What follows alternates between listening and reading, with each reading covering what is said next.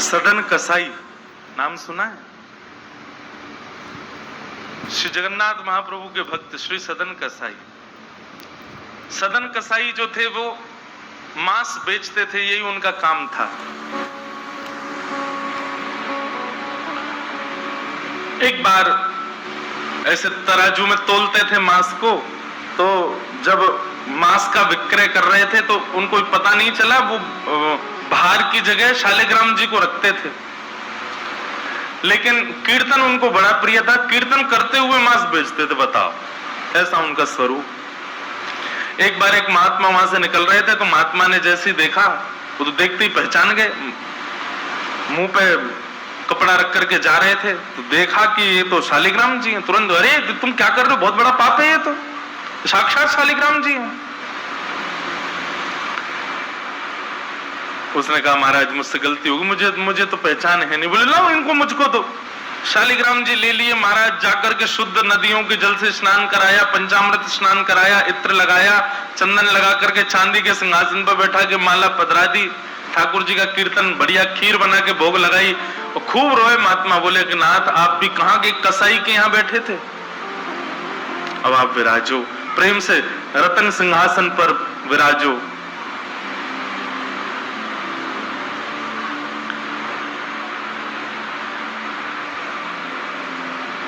ठाकुर जी विराज गए। रात्रि को महात्मा के स्वप्न में आए और स्वप्न में आकर के बोले सुनो, सुबह होते ही हमको ले जाओ और हमको वो सदन कसाई के पास छोड़ के आओ। महात्मा बोले महाप्रभु मांस बेचता है वो, आपको तोलता है, तोलने के लिए भार बना करके रखता है, आप उसके यहाँ क्या करेंगे? ठाकुर जी कह रहे हम जितना कह रहे हैं उतना करो बस। बोले नाथ ये तो वेद विरुद्ध हो जाएगा, ये तो शास्त्र विरुद्ध हो जाएगा, मैं आपको कैसे वहां छोड़ के आ सकता हूं? आपको वहां क्या सुख मिल रहा है? वो शुद्ध नहीं, पवित्र नहीं, उसका स्थान अच्छा नहीं, मांस विक्रय करने वाला व्यक्ति, महापापी व्यक्ति, वहां क्यों जाना है आपको? ठाकुर जी बोले कहीं पर हमको स्नान करने में सुख मिलता है, कहीं हमको सिंहासन पर बैठने में सुख मिलता है, कहीं भोजन करने में सुख मिलता है, कहीं माला पहनने में सुख मिलता है, सदन कसाई के हमको लुढ़कने में सुख मिलता है। उसके तराजू में जब वो तराजू से तोलता है तो हम इधर उधर लोटपोट होते हैं, हमको उसमें बहुत आनंद आता है, हमको छोड़ के आओ उसके पास ही। और वो मांस विक्रय करता है, चलो जो भी है, लेकिन जब उसके यहाँ तोला जाता है और वो तोलते समय हम लुढ़कते हैं तो वो कीर्तन गाता है, वो मुझे बहुत अच्छा लगता है, मुझे उसके पास छोड़ के आओ। न जाने कौन से गुण पर दयानिधि रीझ जाते। कभी कभी हमको ऐसा लगता है कि कुछ ना कुछ करते रहो बंधुओं, किसी से तो रीझ जाएंगे ठाकुर जी, कभी तो रीझेंगे, कभी तो उनको कोई ना कोई चीज तो भाएगी हमारी। इसलिए आशा मत छोड़ो, लगे रहो, कुछ ना कुछ करते रहो। पर एक बात, चतुराई से नहीं, जान करके नहीं, बिना जाने भोले बनकर, सहज बनकर के करते रहो। ना जाने किस भाव से रीझ जाए। सदन कसाई के पास महात्मा वापस आ गए और आकर के शालिग्राम जी देने, सदन कसाई बोलो नाथ यहाँ क्यों ले आए इनको दोबारा, यहाँ तो मांस बिकता हूं मैं, बहुत गंदा स्थान है ये। बोले धरो इनको अपने पास ही। ठाकुर जी रात में स्वप्न में आकर के कह के गए कि उनको तुम्हारे संग ही रहना है। मुझे ये कथा पढ़ते समय लग रहा था सदन कसाई की क्या स्थिति हुई होगी जब महात्मा ने कहा कि ठाकुर जी ने स्वप्न में आके कहा कि उनको तुम्हारे पास ही रहना है। हाथ पांव कांपने लगे, नेत्रों से अश्रुधार गिरने लगे सदन कसाई के। मन में विचार करते हुए कहता है कि मैं इतना पापी, इतना गंदा इंसान, और ये ठाकुर जी मुझसे मिलने के लिए मेरे पास चले आए। मैं इनके लिए इतना भी नहीं कर सकता कि ये दूषित काम ना करूं। ज्यादा से ज्यादा क्या होगा, भोजन ही तो नहीं मिलेगा मुझे, धन ही तो नहीं कमाऊंगा, लेकिन इससे बड़ा और धन क्या चाहिए कि ठाकुर जी मेरे से मिलने के लिए व्याकुल हो रहे हैं। उसी समय सदन कसाई ने अपनी दुकान बेच दी, सब काम बंद कर दिए और बस अपने ठाकुर जी के लिए जीवन जीने लगा। आप मुझसे मिलने के लिए तड़प रहे थे नाथ, अब मैं तड़पूंगा आपसे मिलने के लिए, मैं आऊंगा आपसे मिलने के लिए। और निकल पड़े सदन कसाई जगन्नाथपुरी की ओर। पूछा लोगों से, कहां है पुरी? लोगों ने दिशा बता दी। बोले वहीं विराज रहे हैं जगत के नाथ, वहीं विराज रहे हैं साक्षात नंदन नंदन। एक बात बताएं बंधुओं, सतयुग, त्रेता, द्वापर, कलयुग, 4 युग हैं। सतयुग के पूज्य ठाकुर जी, अर्चनीय ठाकुर जी हैं श्री बद्रीनाथ भगवान। सतयुग के जितने भी लोग हैं उनकी मनोकामना पूर्ति हो, उनकी सिद्धि पूर्ति हो, उनकी अर्चना का केंद्र हो, उनकी साधना का केंद्र वो बद्रीनाथ ही है। इसलिए बद्रीनाथ जब जाते हैं तो वहां हमको सामान्य कलियुगी व्यक्ति वहां रुक नहीं पाता ज्यादा दिन। एक प्रैक्टिकल है, अगर आप बद्रीनाथ में ज्यादा टिक नहीं पा रहे हो तो इसका मतलब है कि आप पूर्ण रूपेण कलयुग ने आपको जकड़ रखा है। वो लोग बुरा ना माने जो लोग बेचारे नहीं रुक पाते वहां पे। भले चाहे कुछ हो, ऑक्सीजन कम हो जाएगी, ब्लड प्रेशर हाई हो जाएगा, सांस नहीं आएगी। और महाराज कई लोगों को मैंने देखा है, अपना अनुभव किया है, वो बद्रीनाथ जाते कमरा में घुसे नहीं कि उनको पता नहीं क्या ऐसा हुआ पकड़ लेता, वो दर्शन तक नहीं जा पाते। वो बस एक ही रट लगाते हैं, हमको वापस भेजो, हमको वापस भेजो, हम रुक नहीं पाएंगे यहाँ पे। तो बद्रीनाथ जो है ये सतयुग का स्थान है, सतयुग का धाम है, सतयुग के लोगों का पूजा का, अर्चना का केंद्र है। त्रेता का स्थान है श्रीरंगम और रामेश्वरम। श्री राम जी के अर्चनीय ठाकुर जी हैं श्री रंगनाथ भगवान, शेष शैया पर जो ऐसे पौड़े हैं। श्रीरंगम त्रिचिरापल्ली में, कावेरी के तट पर, वहां पर श्रीरंगम, ये त्रेता के ठाकुर जी। और द्वापर का तीर्थ है द्वारिका, द्वारिकाधीश, ये द्वापर के ठाकुर जी, द्वापर के लोगों के अर्चना के और पूजा के, साधना के, मनोकामना पूर्ति के केंद्र के स्थान श्री द्वारिकाधीश। और कलयुग के अर्चनीय ठाकुर जी हैं श्री जगन्नाथ महाप्रभु, श्री जगन्नाथ महाप्रभु। इसलिए आपको कहीं कहीं कलयुग दिख जाएगा जगन्नाथपुरी में। चले जाओ बीच साइड पे, ऐसा लगेगा दूसरा गोवा है क्या, कहीं कहीं। क्यों? आपको कलयुग में जैसा स्वभाव का व्यक्ति होता है वैसे हर स्वभाव का व्यक्ति आपको जगन्नाथपुरी में जरूर मिलेगा। खाने पीने वाला भी मिल जाएगा, बाकी के सब व्यसन करने वाला भी आपको जगन्नाथपुरी में जरूर मिलेगा। और श्री जगन्नाथ महाप्रभु उन पर भी कृपा करते हैं, क्योंकि कलयुग के ठाकुर जी। एक बार किसी के मन में संशय उत्पन्न हुआ कि जगन्नाथपुरी जैसे तीर्थ में, धाम में ये सब कैसे? ठाकुर जी बोले तुमको तो अभी दिख रहा है, आगामी समय में तो इससे भी बुरा हाल होने वाला है, मुझे तब भी कृपा करनी पड़ेगी। तो कलयुग के ठाकुर जी हैं महाप्रभु जगन्नाथ जी। सदन कसाई निकल पड़ा जगन्नाथपुरी की यात्रा पर। बस बार बार उसके मन में एक ही भावना आती है, आप मेरे से मिलने के लिए तड़पे थे, आप मेरे पास रहने के लिए तड़पे थे, मैं आऊंगा आपसे मिलने के लिए। और निकल पड़ा। कीर्तन की टोलियां जा रही हैं, वैष्णव जन नाचते गाते हुए जा रहे हैं। जैसे जैसे वैष्णवों की टोलियां और कीर्तन की टोलियां निकलती हुई देखे सदन कसाई, उसका मन हो कि मैं भी चला जाऊं। तो जो लोग पहचानते थे वो लोग कह देते थे, अरे कसाई है ये। तो सब लोग उसको कहते, भाई तुम हमसे दूर चलो, हमारी टोली में चलोगे, हमारे संग बैठ के खाओगे पियोगे, हम सब अपवित्र हो जाएंगे। जिस मार्ग पर सब लोग चल रहे हैं सदन कसाई उस मार्ग से उतर करके चल रही है। कहीं मैं इस मार्ग पर चलूंगा, मेरे चलने से मार्ग अपवित्र हो जाएगा। और स्मरण कर रहे हैं महाप्रभु श्री जगन्नाथ जी का। चलते चलते बंधुओं, मुझे ऐसा लगता है आजकल तो ऐसे चित्र हो गए हैं, हम लोग कहीं भी दर्शन कर लेते हैं महाप्रभु जी का। उस काल की बात है जब चित्र भी नहीं होते थे, तो कई लोग तो पहली बार ही जगन्नाथ जी को देखते थे।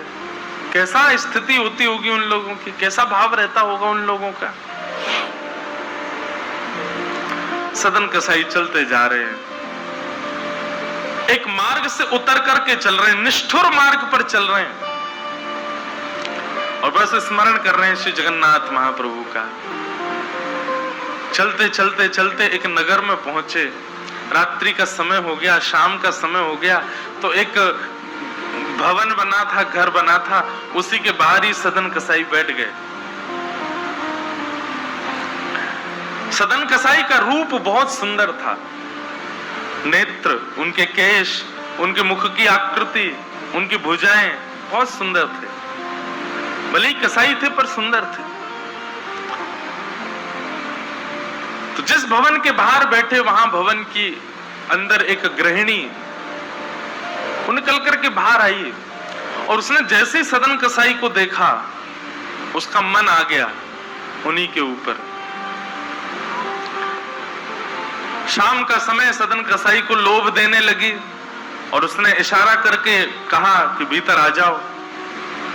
तो सदन कसाई ने उसकी ओर देखा और उनके मन में तो बस जगन्नाथ जी बैठे हैं, कोई ऐसा भाव तो दूषित था नहीं। उन्होंने इशारा कर दिया, कुछ इशारा किया और उस इशारे को उस कन्या ने, उस महिला ने ऐसा समझा कि मानो ये कहना चाह रहे हैं कि तुम भीतर जाके पहले अपने पति का वध करो, तब मैं रहूंगा तुम्हारे साथ। और बंधुओं एक बात बताएं, विषय जब माथे पर बहुत तीव्रता से चढ़ता है ना, वासना जब बहुत तीव्र चढ़ जाती है, तो व्यक्ति ये भी विचार नहीं करता मैं क्या कर रहा हूं। वो कितनी भी कथाएं सुन रहा हो, कितनी भी कथाओं में जा रहा हो, पर विषय जब उसके हृदय में होता है तो वो बिल्कुल विवेक शून्य हो जाता है।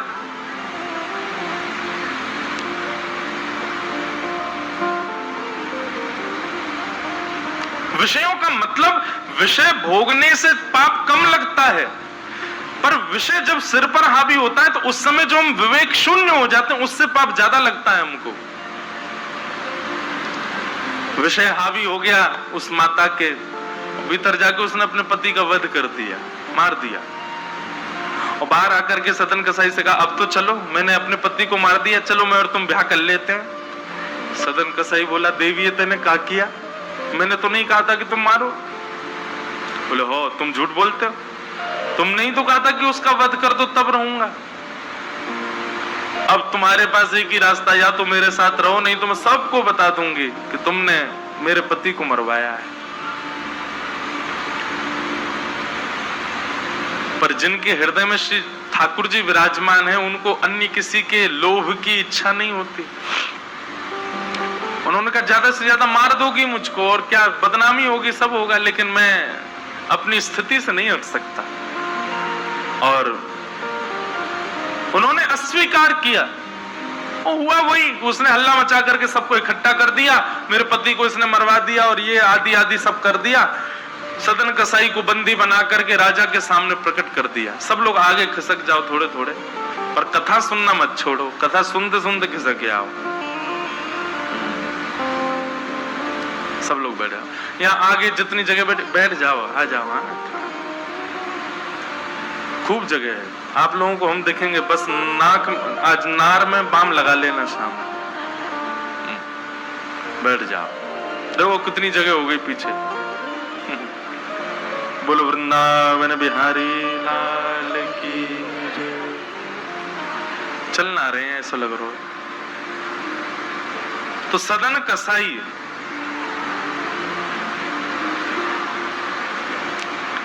उसने, देखो ये बात करने को किसने कहा आपसे?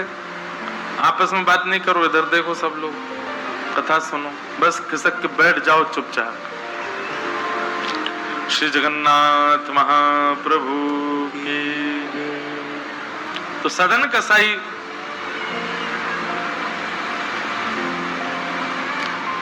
राजा के यहां उसको प्रस्तुत कर दिया, बंदी बना दिया और बंदी बना करके कहा कि आप स्वीकार करते हैं कि आपने ये अपराध किया है इनके पति को मारने का? सदन कसाई कुछ नहीं बोला। बोले क्योंकि पक्ष तो पूरा उन्हीं की तरफ जाने वाला, मैं कितना भी मना करूं, मैं सफाई क्या दूंगा, मैं कैसे प्रस्तुत करूंगा, मैं विवाद कैसे करूंगा? वैष्णव का स्वरूप होता विवाद में नहीं पड़ता। वो चुपचाप खड़े रहे, बस मुस्कुराते रहे। बोले अब सत्य तो ठाकुर जी जानते हैं, मैं अब आपको कैसे बताऊं कि मैंने नहीं किया। मैं कहूं कि मैंने नहीं किया तो मेरे पास कोई प्रमाण नहीं है ना देने का कि मैंने नहीं किया। और प्रमाण देने के लिए, इकट्ठा करने के लिए, इतने प्रपंच में पढ़ने के लिए मैं नहीं निकला हूं। मैं तो जगन्नाथ जी से मिलने के लिए। आपको जो दंड देना है बस मृत्यु दंड मत देना, बाकी जो दंड देना है दे दो, मुझे जगन्नाथ जी का दर्शन करना है।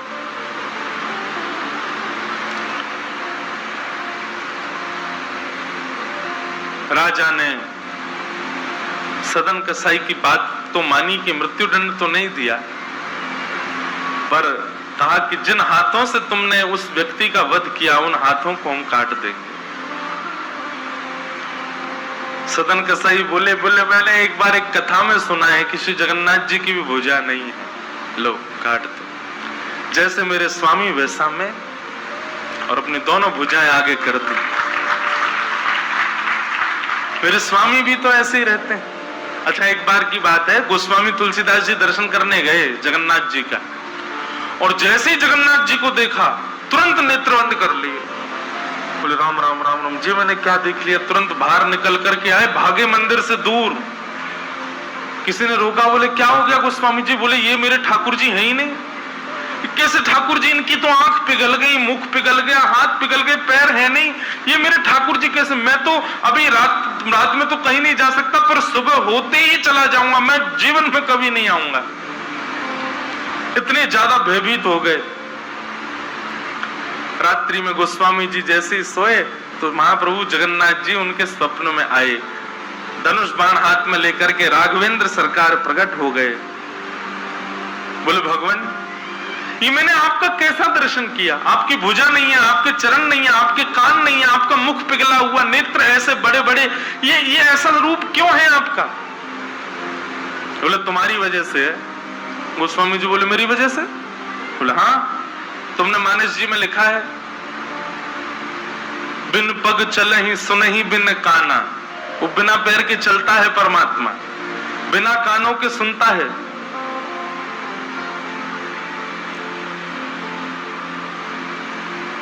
निज कृत कर्म करहु विधि नाना।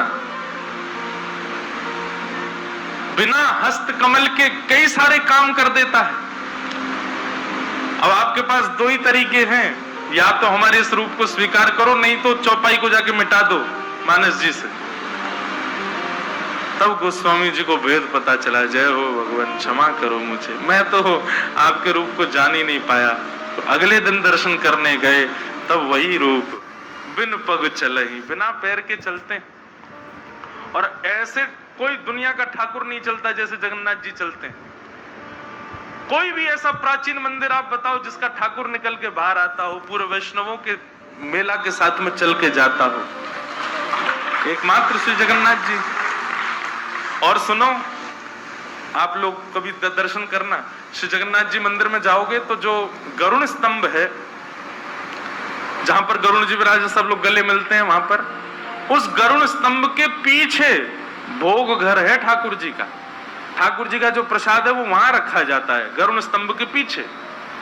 और श्री जगन्नाथ जी कहां बैठे? भीतर गरुण स्तंभ वाला सभागृह, फिर उसके बाद एक सभागृह और है, फिर तीसरे गर्भगृह में वहां जगन्नाथ जी बैठे हैं।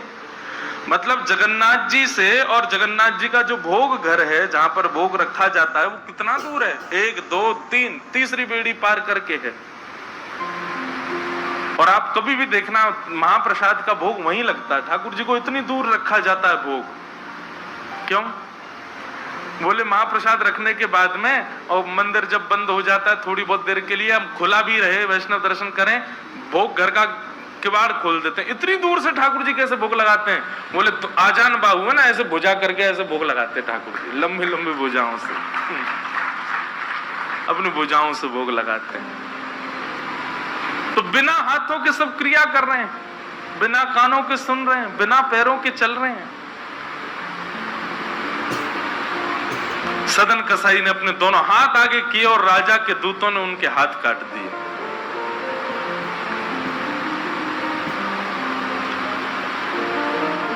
पीड़ा में नहीं है, प्रसन्नता में है। आंसू तो निकल रहे हैं नेत्रों से, पर प्रसन्नता के आंसू हैं कि नाथ, आपने किसी रूप में तो मुझे स्वीकार किया। चलते जा रहे हैं, रक्त बह रहा है दोनों तरफ से। बस रास्ते में एक ही प्रार्थना कर रहे हैं, नाथ, है तो ये शरीर ही, और यही माध्यम है मुझे आपके दर्शन का। इसमें जो ये पीड़ा हुई है, जो रक्त संचार हो रहा, रक्त जो निकल रहा है, बस इससे केवल ठाकुर जी इतना रक्त बचने देना भीतर कि मैं जगन्नाथपुरी पहुंच जाऊं, आपका दर्शन कर लूं, उससे पहले मेरे प्राण ना निकल जाए। और चलते जा रहे हैं।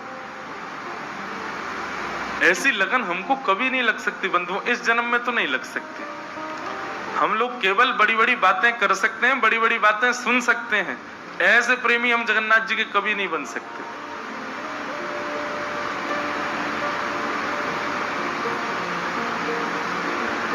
अरे हमारा कोई छोटा सा काम बिगड़ जाए तो हम जगन्नाथपुरी ना जाएं? अरे महाप्रभु जी ने तो मेरा ये काम बिगड़वा दिया।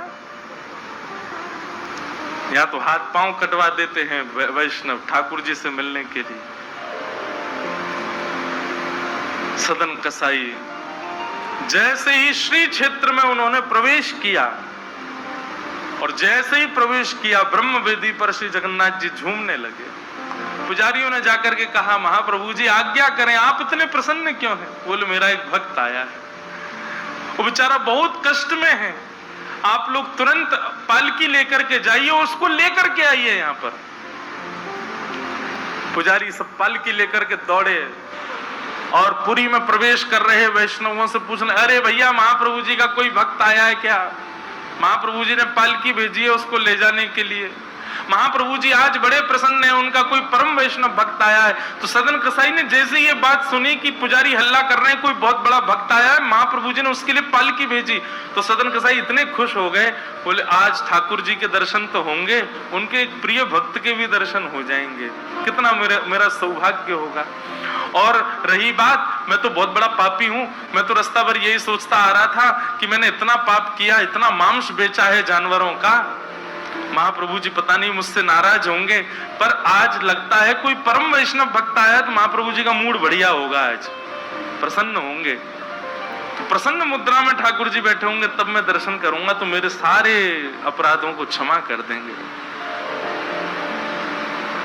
वहां तो भीड़ लग गई पालकी के पास में, बोले हम हैं परम भक्त, और वो सदन कसाई दूर ही खड़े हैं, बोले इनमें से कोई होगा जो पालकी में बैठेगा, आज पहले उसको प्रणाम करूंगा फिर महाप्रभु जी को करूंगा। वहां तो इतनी भीड़ लग गई कि पंडा पुजारी पालकी लेके जान बचा के भागे वहां से, क्योंकि सबको लगता है कि हमसे बड़ा भक्त तो कोई है ही नहीं। पालकी खाली लौट करके आ गई।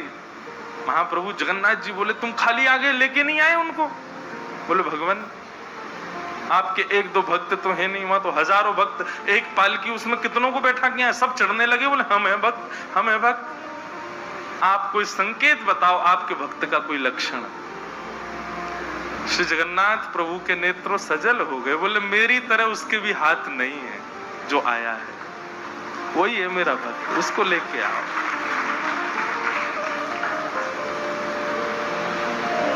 पुजारी पालकी लेकर के दोबारा गए, देखा तो जब श्री क्षेत्र आया ना, तो श्री क्षेत्र आते ही अब सदन कसाई चल करके नहीं जा रहे हैं, दंडवत करते हैं, लेट जाते हैं और फिर लेट करके उठते हैं, फिर आगे बढ़ के फिर लेटते हैं, फिर उठते हैं, दंडवती परिक्रमा की तरह भीतर जा रहे हैं। उसमें भी भुजा नहीं है उनके पास में, लेटते हैं तो उठते कैसे हैं ये देखने पर ही लोगों का हृदय द्रवित हो जाता है, और किसी से सहायता नहीं लेते। वो तो दूर चल रहे हैं ना, उस मार्ग पर ही नहीं चल रहे जहां सब चल रहे हैं। बोले कि मैं चलूंगा तो अपवित्र हो जाएगा मार्ग। एक सर्प के भांति जैसे रिगड़ के सर्प चलता है, ऐसे सदन कसाई आगे बढ़ रहे हैं, और प्रसन्न मुद्रा में मैं महाप्रभु जी से आज मिलूंगा। पुजारियों ने जाकर के जब उनकी स्थिति को देखा, कोई अपने नेत्रों के आंसुओं को रोक नहीं पाया। बार बार महाप्रभु जगन्नाथ जी को प्रणाम करें, कितने दयालु हैं नाथ, कितने कृपालु हैं आप। सदन कसाई को जाकर के पुजारियों ने उठाया, बोले चलो महाप्रभु जी ने तुम्हारे लिए पालकी भेजी। सदन कसाई बोले आपको कोई गलत सूचना मिल गई, मैं नहीं हूं वो भक्त जो इसमें। बोले नहीं तुम ही हो, ठाकुर जी ने आज्ञा करके भेजा है।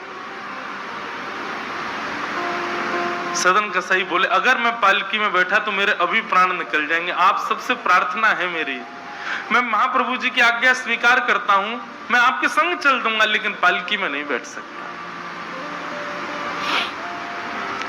चलने लगे। बस इसी बात से प्रसन्न है कि महाप्रभु जी ने मुझे स्वीकार तो किया। और जैसे ही सिंह द्वार पर पहुंचे और दंडवत करते ही जैसे ही श्री पतित पावन भगवान, सिंह द्वार पर ही श्री पतित पावन भगवान है, बाहर ही उनका दर्शन हो जाता है। उनको देखा, देखते ही बोले ये पतित पावन भगवान है, श्री जगन्नाथ जी के ही समरूप हैं। पहले इनका दर्शन, जैसे ही दंडवत किया, अभी तक तो उनको ग्लानि नहीं थी कि मेरे हाथ नहीं है, पर अब दंडवत करते समय उनको तनिक एक ग्लानि से हुई, काश मेरे हाथ होते तो मैं भी ऐसे दंडवत करता, दोनों भुजाएं आगे कर लेता। और इस भाव से जैसे जो शेष भुजा थे थोड़े से उनको आगे करके रुदन करने लगे सदन कसाई, इतने में ही उनके भुजा निकल करके आ गई और ठाकुर जी ने भुजा प्रदान करके उनके दंडवत को स्वीकार किया। श्री जगन्नाथ महाप्रभु की,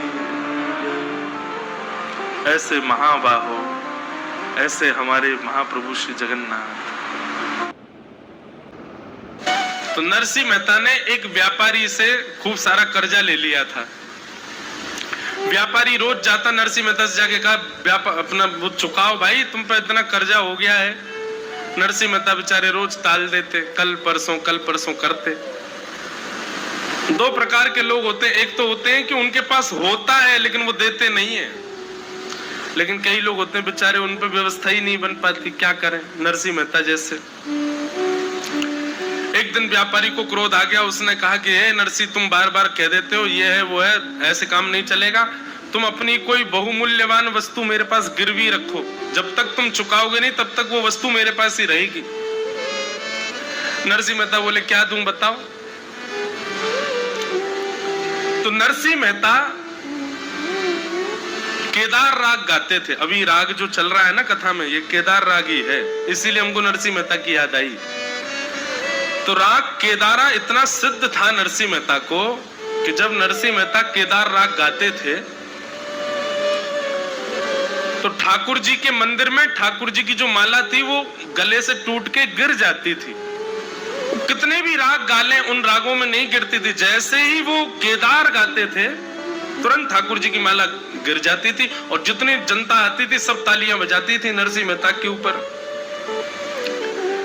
नरसिंह मेहता की इस स्थिति को देख करके व्यापारी ने कहा, तुम अपना राग केदार गिरवी रखो, जब तक तुम मुझे नहीं चुकाओगे अपना पैसा तब तक तुम राग केदार नहीं गाओगे। नरसिंह मेहता बोले ठीक है भैया, नहीं गाएंगे राग केदार। अब उसी दिन जिस दिन नरसिंह मेहता ने अपना राग गिरवी रखा, उसी दिन कुछ लोगों ने नरसिंह मेहता को पाखंडी बताया था। उन्होंने कहा ये पाखंड करता है, इतनी पतले सूत की माला पहनाता है ठाकुर जी को कि वो पहले सारे राग गा देता है, जैसे वो धागा टूटने वाला होता है सोई राग केदार गा देता है।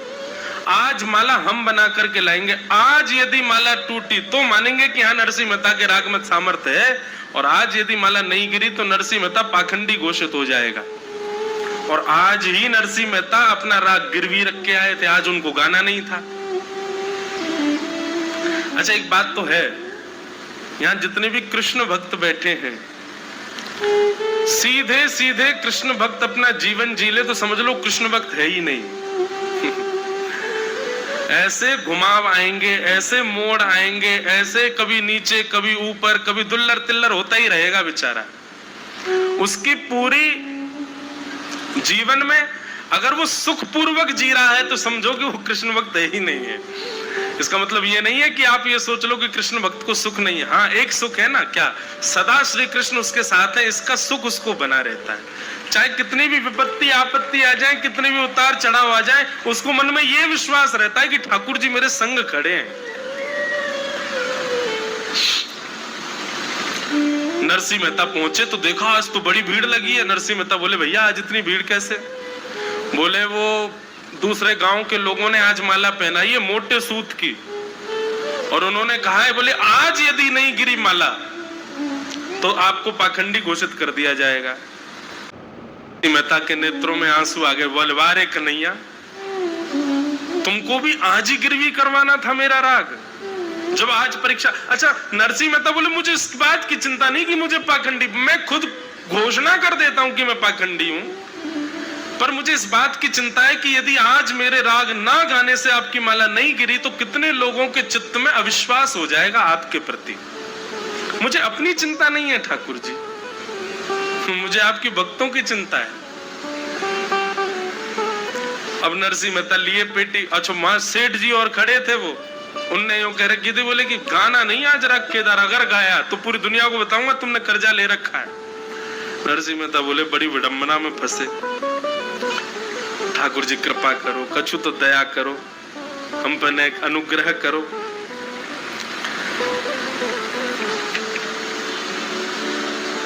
नरसिंह मेहता विविध विविध राग गाने लगे। सब लोग कहे ए केदार शुरू करो, नरसिंह मेहता कहे हाँ अभी यमन गा दूं फिर गाऊंगा केदार, फिर बाद में कहे देश गा दूं फिर गाऊंगा केदार। ठाकुर जी से नरसिंह मेहता की विचलनता देखी नहीं गई। दूसरे रूप से ठाकुर जी नरसिंह मेहता का रूप धारण किए और धारण करके सीधे उस सेठ की दुखी, सेठ जी आ गए थे वहां से वापस।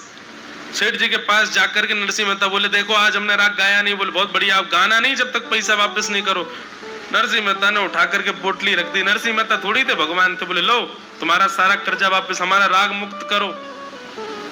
बोले अच्छा इतना धन कहां से आया? बोले ये पूछो नहीं कहां से आया, हमने कर दिया ना वापस, अब हमारा राग मुक्त करो। सेठ जी ने कहा राग केदार मुक्त किया। नरसिंह मेहता ने अपना सारा कर्जा चुका दिया, पत्र पर लिख करके ठाकुर जी को दे दिया।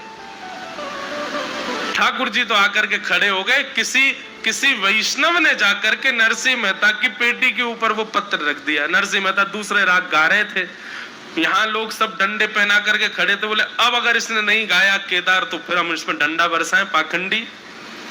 नरसिंह मेहता के नेत्र खुले, सब बोले अब केदार गाओ। नरसिंह मेहता बोले कैसे गाऊं, क्या करूं? तभी वो पत्र रखा था। जैसे नरसिंह मेहता ने खोल के देखा तो सेठ जी के हस्ताक्षर। बोले राग केदार मुक्त हो गया है, आपका सारा धन चुका दिया है। आहा, नरसिंह मेहता ने जैसी पत्र देखा तो अंदर मंदिर में जब झांक करके देखा तो ठाकुर जी के दतुइयां दिख रही थी। ठाकुर जी मुस्कुरा रहे थे। बोले अब गाओ। और जैसे ही नरसिंह मेहता ने राग केदार गाया, राग केदार गाते ही भीतर खड़े हुए ठाकुर जी के गले की माला टूट करके गिर पड़ी और सब लोगों ने जय जयकार करते हुए नरसिंह मेहता का जय घोष कर दिया। ठाकुर जी की जय जयकार, नरसिंह मेहता की जय जयकार, भक्ति की जय जयकार होने लगी सब जगह। हाँ।